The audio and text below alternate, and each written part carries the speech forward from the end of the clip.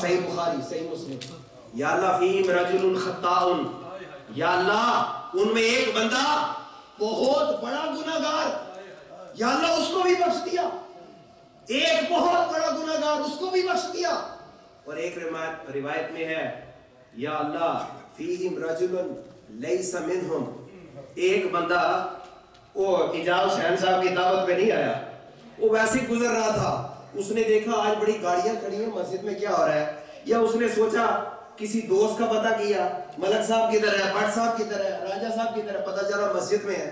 اس نے کہا چلو میں ادھر ہی جا کے اپنا ان سے ملاقات کر لوں گا. انما جاء لحاجت، یا اللہ وہ اپنے کام سے آیا تھا. اور ایک روایت میں انما مر فجلس، یا اللہ وہ گزر رہا تھا، اس نے دیکھا یہاں تو بڑی مجلس لگی ہے، تو اس نے کہا چلو تھوڑی دیر کے لیے یہ تماشا دیکھ لیں کیا ہو رہا ہے. بیٹھ گیا. رب فرماتا ہے لا یشقا جلیسہم، لا یشقا جلیسہم. اے فرشتو، وہ گناہگار تھا، وہ آیا اپنے مقصد کے لیے تھا، وہ ذکر کے لیے نہیں آیا تھا، لیکن نیکوں میں بیٹھا تھا. میری رحمت جب برسی تو نیک کیا بد کیا سب کا بیڑا پار کر دیا.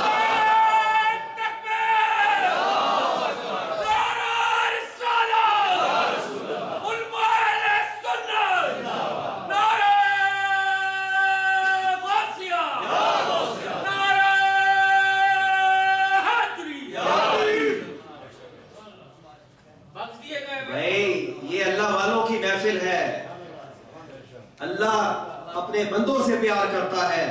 وہ یہ نہیں دیکھتا کہ یہ بندہ گناہگار ہے، وہ یہ دیکھتا ہے کہ چونکہ میرے پیاروں میں بیٹھا ہے. بلکہ یہ تو بہت بڑی بات ہے، شاید کسی کو یہ ہضم نہ ہو، میں اس سے بھی اور آگے کی بات کرتا ہوں. کیا تھا؟ سبحان اللہ. اس سے بھی آگے کی بات صحیح بخاری صحیح مسلم کے اندر حدیث ہے کہ وہ بندہ جس نے 99 قتل کیے تھے، پھر عابد و زاہد کے پاس گیا، اس نے کہا تیری بخشش نہیں، انہیں کہا بخشش نہیں کہ سینچری تے پوری کرا. اس نے اس کا بھی کام کر دیا. اس لیے تبلیغ حکمت کے ساتھ کی جاتی ہے. عالم اور عابد میں فرق ہوتا ہے. ایک ہے عابد عبادت گزار، عالم کا سونا بھی عبادت ہو. عالم اور عابد میں فرق ہے. تو عالم جو دین کی تبلیغ کرتے ہیں، کسی نے بتایا فلاں عالم کے پاس چلے گئے، اب وہ عالم کے پاس چلا گیا. یہ حدیث اس لیے نہیں بتا رہا کہ آپ کہیں گے کہ قتل کرنا جائز ہے. سرکار فرماتے ہیں، قرآن کہتا ہے ایک انسان کا قتل ساری انسانیت کا گناہ ہے، ساری انسانیت کا قتل ہے. قتل کی سزا ہمیشہ جہنم میں رہنا ہے. یہ الگ ایک موضوع ہے، چونکہ یہ پچھلی امتوں کا واقعہ ہے اور حضور نے بیان کیا، اور بیان اس لیے کیا ہمیں پتہ چل جائے توبہ کی کیا حقیقت اور کیا مقام ہے اور کیا فضیلت ہے اور اللہ والوں کا کیا مقام ہے. وہ بندہ آیا اس عالم کے پاس، 100 بندے مارے ہیں، توبہ کرنا چاہتا ہوں، اگر توبہ کروں تو بخشش ہے؟ تو اس عالم دین نے کہا اگر سچے دل سے آیا ہے تو تیرے اور توبہ کے درمیان اور اللہ کے درمیان کوئی تیسرا نہیں آ سکتا. کیا ہے یار؟ سبحان اللہ. توبہ کس کو کہتے ہیں؟ پہلی چیز جو گناہ کر رہے ہو اس کو چھوڑ دو. You stop the sin what you were committing. That's the first thing. And the second thing, you feel ashamed. You are guilty. You feel sorry. Confession. الندم و توبہ، ندامت اور شرمندگی آ ہے، یہ دوسری چیز ہے. اور third thing, you make a commitment with Allah, I will not repeat it. یہ نہیں کہ آج توبہ کی تھی، یا اللہ میں نماز آئندہ پڑھا کروں گا اور کل پھر چھوڑنی شروع کر دی، یا اللہ میں جھوٹ نہیں بولوں گا، توبہ کر کے پھر جھوٹ بولنا شروع کر دیا. ایسا نہیں کرنا. ہاں اگر شامت اعمال سے کبھی گناہ ہو جائے پھر فوراً توبہ کرنا، یہ الگ موضوع ہے. So the third thing is, you make promise, I will not repeat it. I will not do it again. تو جب اس طرح کرو. اور چوتھا یہ ہے کہ اگر کسی کا حق مارا ہے اور کسی کا دل دکھایا ہے تو اس سے جا کے معافی مانگو. یہ توبہ کی تفصیلات. تو خیر میں عرض یہ کر رہا تھا، وہ آیا، اس نے کہا توبہ ہو سکتی ہے. عالم نے کہا توبہ ہو سکتی ہے. He came from this side جوتیاں اس دروازے میں ہیں, گٹھڑی کپڑوں کی اس طرف. تو اس عالم نے کہا اگر سچے دل سے آیا ہے, don't go back to your company where you had bad friends and evil friends, because they might corrupt you again. If you really repented and you want to be righteous in that town, Baltimore ہی کہہ دینا, کیونکہ New York New Jersey دے بہت دور ہے, تسا کیڑا آنا ہے, بالٹیمور ہی آ جو ہے, ملفورڈ روڈ ہے, گلزار مدینہ ہی آ جاؤ. That side there are some people who are righteous people. Oh ya Allah, if you go and live with them, I am hopeful Allah will forgive you. He did not bother himself to go that side to collect his coat, his jacket, his luggage, his shoes. He ran away right away, barefooted toward that direction.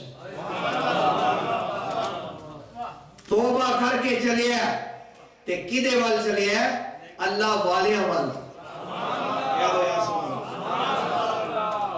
اللہ والوں کی طرف جا رہا ہے, ابھی پہنچا نہیں ہے, توبہ کر کے اللہ والوں کی طرف چل نکلا. ادھر سے موت کا فرشتہ چل نکلا, ملائکۃ العذاب بھی آ گئے, ملائکۃ الرحمہ بھی آ گئے, فرشتے رحمت کے آ گئے, فرشتے عذاب کے آ گئے. عذاب والے کہتے ہیں پیچھے ہو جاؤ, یہ ہمارا کیس ہے, 100 بندوں کا قاتل ہے. رحمت والے کہتے ہیں پیچھے ہو جا, توبہ کر کے اللہ والے جا رہے ہیں, اللہ والے جا رہے ہیں, یہ اللہ والوں کی طرف جا رہا ہے. حدیث یہ بتاتی ہے جب ناپا گیا تو ایک بالشت وہ اللہ والوں کے قریب تھا, اللہ والوں کے قریب تھا. جہاں اللہ والے کی طرف منہ کر کے مر جائے رب انہوں محروم نہیں رکھتا. جہاں ساری زندگی کلمہ بھی پڑھے, توبہ بھی کرے, ذکر بھی کرے, محفل میلاد بھی کرے, حج اور عمرہ بھی کرے, صدقہ و خیرات بھی کرے, تے ہر مہینے گوشت دی 11ویں بھی دے ہوں کیوں نہیں بخشا جائے گا. بلکہ اور تو اور بھائی قرآن پڑھ کے دیکھ, قرآن کہتا ہے وہ جو اصحاب کہف تھے, جو خوش نصیب ایماندار لوگ جو کسی غار میں چھپ گئے تھے, ان کا ایک کتا بھی تھا.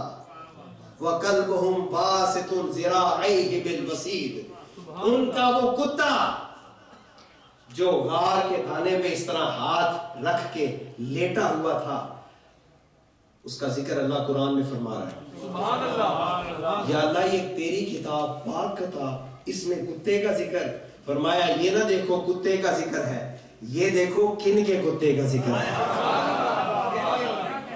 یہ اللہ والوں کے کتے کا ذکر ہے, یہ دیکھو. اور مفسرین فرماتے ہیں یہ کتا بھی قیامت کے دن جنت میں جائے گا. اگر اصحاب کہف کا کتا وفا کرے تو وہ جنت میں جائے گا, تو جو اصحاب محمد کا غلام ہے وہ جنت میں کیوں نہیں جائے گا. وہ اصحاب کہف تھے, وہ پچھلی امتوں کے اولیاء تھے, اور اس امت کے جو صحابہ, سرکار کے صحابی, حضور نے فرمایا میرے صحابی جس نے مجھے ایمان کی حالت میں دیکھ لیا اسے دوزخ کی آگ چھو ہی نہیں سکتی. اس لیے رسول اللہ صلی اللہ علیہ وسلم نے ارشاد فرمایا کہ اچھی اور بری مجلس کی مثال ایسے ہے جیسے ایک خوشبو بیچنے والا, کہ آپ اس کے پاس چلے جائیں, آپ کچھ نہ خریدیں, حضور فرماتے ہیں خوشبو بیچنے والے کے پاس سے گزرو گے تو میں مفت میں خوشبو آئے گی. حضور فرماتے ہیں یہ مثال ہے نیک لوگوں کی مجلس میں بیٹھنے کی, اور بری مجلس کی مثال سرکار نے ارشاد فرمایا جس طرح لوہار بھٹی گرم کرنے والا لوہے کا کام کر رہا ہے, اگر اس کے پاس جا کر بیٹھو گے تو آگ کے چنگاریاں تم پر پڑیں گی, تمہارے کپڑے جلیں گے, تمہیں بدبو آئے گی. یہ بری مجلس کی مثال ہے. اس لیے اچھی مجلس کو اختیار کرنا چاہیے, اچھی صحبت کو اختیار کرنا چاہیے, نیک لوگوں کی مجلس کو اختیار کرنا چاہیے, اللہ والوں کی صحبت کو اختیار کرنا چاہیے. جب ان کی مجلس میں بیٹھو گے ان کی محبت دل میں پیدا ہوگی, جب ان کی محبت پیدا ہوگی پھر ان جیسا بننے کی خواہش ہوگی, اور جب ان جیسا بننے کی خواہش ہوگی انسان کوشش کرے گا. جب انسان کوشش کرے گا تو انسان کا نصیب سنور جائے گا. تو یہ جو محفلیں ہیں, یہ جو پروگرام ہم کرتے ہیں, اس کا مقصد یہ ہے کہ ہمارے دلوں میں ان اللہ والوں کی محبت آ جائے, ان کی عقیدت آ جائے. اور آخر میں عقیدت کی ایک بات کر کے عقیدے کی اپنی بات ختم کرتا ہوں. یہ 11ویں ہے کیا؟ بہت سارے لوگ پوچھتے ہیں یہ کیا جی 11ویں, یہ کیا کرتے ہیں آپ؟ کچھ بھی نہیں کرتے. جیسے آپ کا کوئی عزیز رشتہ دار فوت ہو جائے تو آپ اس کے لیے کیا کرتے ہیں؟ ان کے لیے ایصال ثواب کرتے ہیں. کرتے ہیں کہ نہیں کرتے؟ ایصال ثواب یہ قرآن حدیث سے ثابت ہے. تو 11ویں شریف نام ہے ایصال ثواب کا. What is the 11ویں? That when you do some righteous action, you ask Allah, give this reward to our peer, our sheikh, our spiritual leader, Sayyidina Sheikh Abdul Qadir Jilani radiyallahu ta'ala. What is wrong about it? اس میں کیا confusion ہے, اس میں کیا غلطی ہے؟ اب آپ یہ کہیں کہ یہ کہاں سے ہے؟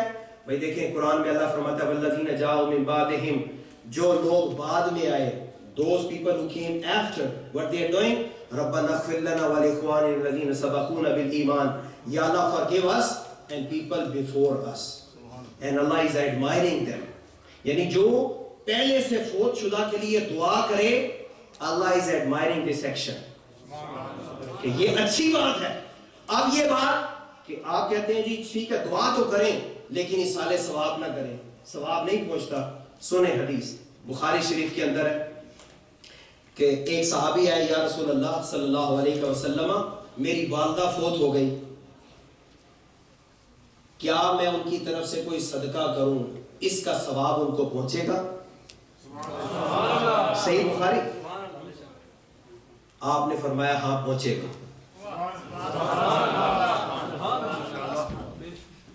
عرض کہ یا رسول اللہ کون سا میں کام کروں کہ میری ماں کو زیادہ فائدہ ہو؟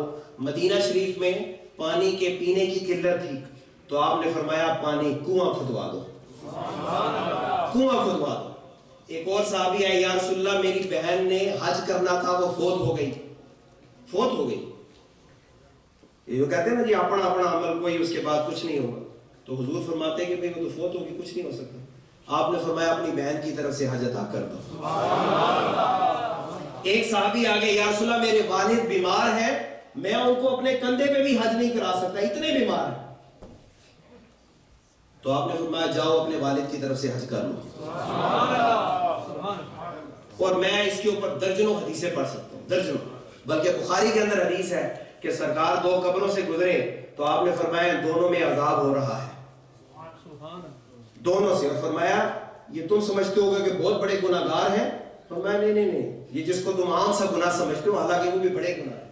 فرمایا ایک غیبت اور چغلی کرتا تھا, the backbiting, which everybody illa mashallah is thinking this is not even a sin.